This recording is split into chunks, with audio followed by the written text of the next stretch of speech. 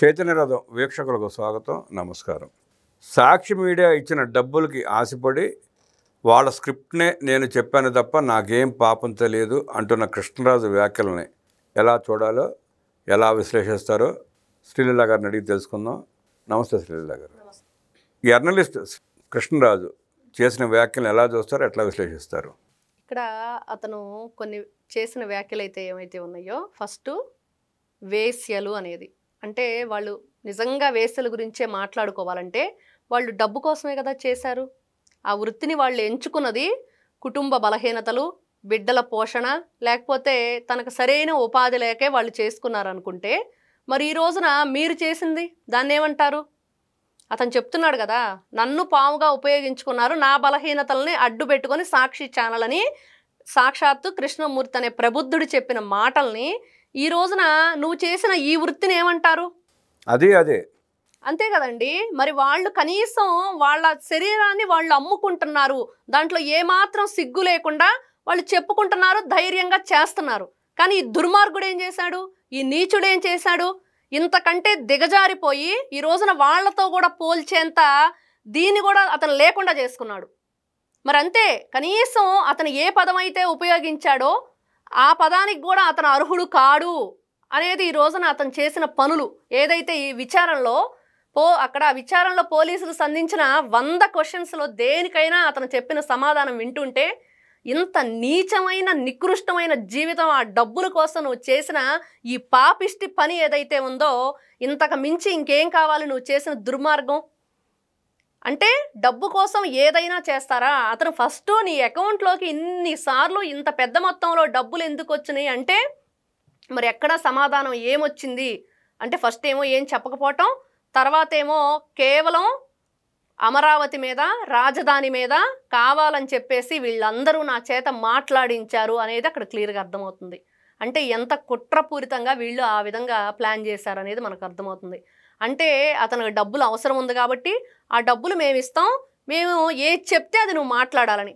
అంటే ఇంకా జర్నలిజం అనే పేరుకి ఒక అర్థం అనేది, దానికి ప్రజల వద్ద ఒక గౌరవం అనేది తీసేసిన దుర్మార్గుడు కృష్ణరాజు అనే వ్యక్తి.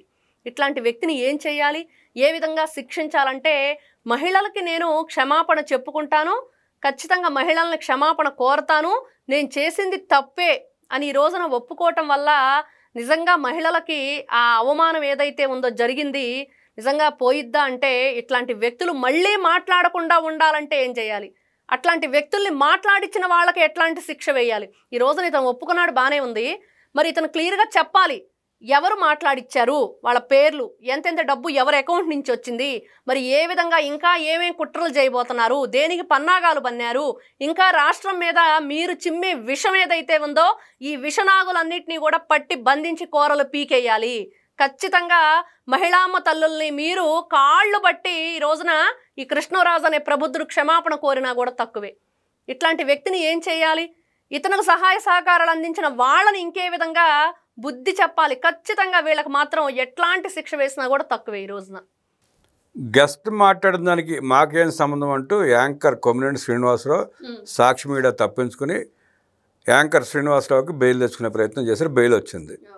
ఇప్పుడు కృష్ణరాజు స్పష్టంగా చెప్తున్నాడు, వాళ్ళు స్క్రిప్ట్ ఇచ్చారు, వాళ్ళు డబ్బులు ఇచ్చారు, వాళ్ళు మాట్లాడమంటేనే మాట్లాడని చెప్పి స్పష్టంగా చెప్పాడు ఆయన. ఈ నేపథ్యంలో మళ్ళీ కొమ్మినేని శ్రీనివాసరావు అరెస్ట్ చేసే అవకాశం ఉందా? సాక్షి మీడియాను కూడా అరెస్ట్ చేసే అవకాశం ఉందా? ఖచ్చితంగా అండి, చెయ్యాలి. ఇప్పుడు ఇతను చెప్తున్నాడు కదా, వాళ్లే మాట్లాడిచ్చారు, వాళ్లే డబ్బులు ఇచ్చారు నాకు, వాళ్ళు చెప్పారు కాబట్టి అందరం కలిసి స్క్రిప్ట్ రెడీ చేసాము, దీని అంతటికీ కుట్ర జరిగింది అని చెప్పినప్పుడు మరి కేఎస్ఆర్ పాత్ర ఏంటి దాంట్లో? అతను ఏ పాత్ర పోషించాడు అంటే, ఇప్పుడు ఆధారాలు కూడా వాళ్లే ఇచ్చారని చెప్పాడు ఇతను. ఇప్పుడు ఏ అయితే వీళ్ళు ఆధారాలు చెప్పామంటున్నారో, మరి అదే ఆధారాలను కేఎస్ఆర్ కూడా నేను కూడా చదివాను అన్నాడు కదా. మరి ఖచ్చితంగా కేఎస్ఆర్ని అరెస్ట్ చేయాలి.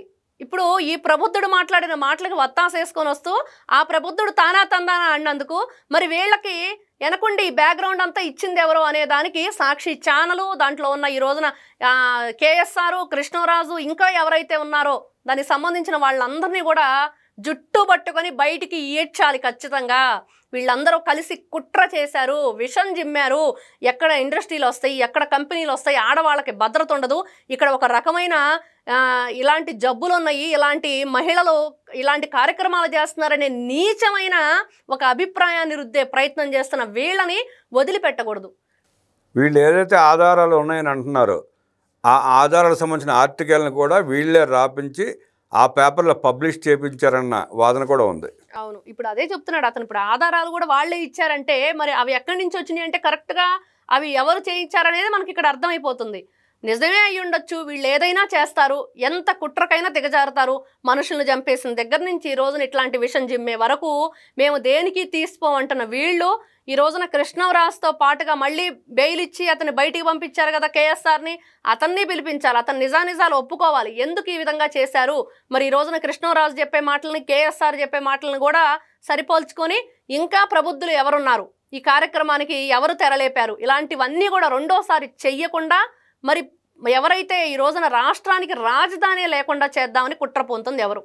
ఈ రోజున దానికి అధినేత నాకు పేపరే లేదంటున్న జగన్మోహన్ రెడ్డి మరి ఏం సమాధానం చెప్తాడు. మరి వాళ్ళ భార్య భారతీరెడ్డి గారు ఏం సమాధానం చెప్తారు. భారతీరెడ్డి గారిదే నాదేమీ లేదని చెప్పేసి ఇక్కడ జగన్మోహన్ రెడ్డి గారు తప్పించుకున్నట్లే మనకు కనిపిస్తుంది. మరి అదే అర్థమవుతుంది, నాకేం పేపర్ లేదన్నప్పుడు మరి నేను ఇట్లాంటి కార్యక్రమాల్లో నన్ను లాగకండి, మరి భారతీరెడ్డి గారే చూసుకుంటున్నారు అన్నట్లుగా క్లియర్గా జగన్మోహన్ రెడ్డి అక్కడ చెప్పినట్లయింది. కాబట్టి ఒక మహిళగా సాటి మహిళ పట్ల జరిగిన అవమానానికి కనీసం ఏ మాత్రం బయటకు వచ్చి ఒక్క మాట మాట్లాడని భారతీరెడ్డి గారిని ఏ విధంగా చూడాలి, ఏ విధంగా మాట్లాడాలి, మరి ఆ విధంగా ఈవిడ బయటకు వచ్చి మరి ఎలా రెస్పాండ్ అవుతారు రేపు వీళ్ళ సాక్షి ఛానల్లో జరిగిన దానికి అంటే ఎక్కడా కూడా ఎవరికి కూడా ఆలోచించలేకపోతున్నాం. ఆవిడ ఆలోచన ధోరణి ఏ విధంగా ఉంది, ఆవిడ గౌరవం ఉందా మనుషుల పట్ల, అసలు కనీసం సమాజం పట్ల ఆవిడకున్నదేంటి. ఈ రోజున అదే తాడేపల్లి ప్యాలెస్లోని మీరు అందరూ ఉంటున్నారు కదా, మరి ఆ ప్రాంత మహిళల్ని, రైతుల్ని, మరి అక్కడున్న సమాజంలో ఉన్న వాళ్ళందరినీ మీరు దానికి అంటగట్టి ఇష్టానుసారంగా మాట్లాడారు కదా, ఇష్టానుసారంగా ప్రేలాపనలు చేశారు కదా. వాటన్నిటికీ వీళ్ళందరూ కూడా ఈ రోజున బాధ్యత వహించాలి. ఖచ్చితంగా కేఎస్ఆర్ను కూడా అరెస్ట్ చేసి ఆ యాజమాన్యం మీద కూడా తక్షణమే చర్యలు తీసుకోవాలి. ఈ రోజున కృష్ణరాజు ఏదైతే స్టేట్మెంట్ ఇచ్చాడో దాని ప్రకారం 2022లో సోషల్ అవేర్నెస్ పేరిట జగన్మోహన్ రెడ్డి వర్గమే చంద్రశేఖర్ రెడ్డి అనే వ్యక్తి చేత సర్వే చేపించి ఆ సర్వే రిపోర్ట్ ఆధారంగా 2025లో పేపర్లో ఆర్టికల్ రాపించి ఆ పేపర్ ఆర్టికల్ తీసుకొచ్చి డిబేట్ పెట్టి అమరావతి మీద, ఆంధ్రప్రదేశ్ మీద ఎంతలా విషం చెబుతున్నారో చూస్తున్నాం మనం. ఇలాంటి కార్యక్రమాలు అనేకం చేశారు వాళ్ళు, జగన్ రెడ్డి అనుకో. అంటే ఇంకెన్ని బయటకు వస్తాయో చూడాలి, వేచి చూడాలి. వీళ్ళు అమరావతి మీద, ఆంధ్రప్రదేశ్ మీద అంత విషం కక్కడానికి, అంత ఆక్రోశాన్ని వెలకక్కడానికి కారణం ఏంటంటారు? వాళ్ళకి ఈ రోజున అమరావతి, ఆంధ్రప్రదేశ్కి, రాష్ట్రానికి రాజధాని ఏర్పడటం ఇష్టం లేదు. మరి జగన్మోహన్ రెడ్డి భూములన్నీ హైదరాబాద్లో ఎక్కడ ధరబలకుండా పోతాయో, మరి ఆంధ్రప్రదేశ్ డెవలప్ జరిగితే హైదరాబాద్లో భూములన్నిటికి కూడా ధరబలకుండా మరి ఈయన ఆస్తులన్నీ కూడా ఎక్కడ వాల్యూ లేకుండా పోయిద్దు అని చెప్పి జగన్మోహన్ రెడ్డి బాధ. అదేవిధంగా కూటమి ప్రభుత్వం చేసే పనులు ఈ రోజున చూస్తూ ఉంటే మనం మరి పునర్నిర్మాణం, రాజధాని, ఒకవైపు పోలవరం, మరి అదేవిధంగా ప్రజల సంక్షేమ పథకాలు, వాళ్ళ క్షేమం ఒకవైపు చూస్తే అన్ని విధాలుగా కంపెనీలు ఏ విధంగా వస్తున్నాయి, యువతకి ఉద్యోగ భరోసా ఏ విధంగా ఇన్ని వేల ఉద్యోగాలు ఇవ్వాలని చెప్పేసి వాళ్ళతో అగ్రిమెంట్ చేసుకోవడం, ఇవన్నీ జగన్మోహన్ రెడ్డి చూడలేకపోతున్నాడు. అతను ఏదైతే 3 ముక్కలు ఆటాడి రాష్ట్రాన్ని సర్వనాశనం చేశాడో, ప్రజలు అతనికి ఒకటేనండి, జనం చల్లగా ఉండి మంచిగా ఉండి వాళ్ళంతా ఒక శ్రేయస్కరంగా ఉంటే ఎక్కడా కూడా జగన్మోహన్ రెడ్డి చూడలేని పరిస్థితి. అతనికి దినం ముద్ద గడవందే దినం గడవదన్న పరిస్థితిలో ఉన్న జగన్మోహన్ రెడ్డి శవాల వేటే కానీ బేతాళుల్లాగా ఎక్కడా కూడా మంచి పని చేద్దాం, మంచిని నిర్మిద్దాం, మంచిని చూద్దాం అనే ఆలోచన లేని వ్యక్తిగా అతను చూడలేకపోవటానికి ఈ కుట్రపూరిత రాజకీయానికి తెరలేపుతున్నాడు అనేది మనకి ఇక్కడ కనిపిస్తుంది. జర్నలిస్ట్ కృష్ణరాజు చెప్పిన నిజాలతో భారతిరెడ్డి అరెస్ట్ తప్పదంటూ విశ్లేషించిన శ్రీలీల గారికి ధన్యవాదాలు తెలియజేస్తూ నమస్కారం.